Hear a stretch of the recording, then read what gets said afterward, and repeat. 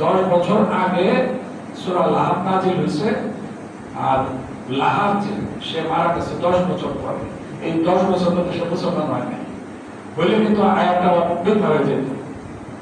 10 বছর পরে সে মারা গেছে, এবং কোরআনে যেভাবে বলছে পয়সাগুলো যেভাবে মারা যাবে খুব পরিবার মারা গেছে, আয়াতটা কিন্তু ঠিকই আছে।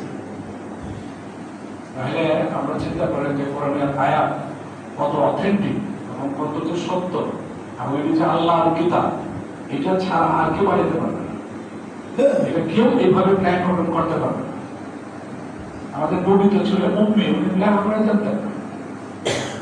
এই টেকনোলজি, এই জিনিসগুলো কিভাবে আমাদের কোরআনটা যদি আমরা অর্থ সহ পড়ি, আর আমরা যারা সায়েন্স পড়ি তাদের জন্য আরো চমৎকার, এত ইন্টারেস্টিং। যেমন মনে করেন একটা তাকবীরের মধ্যে বলা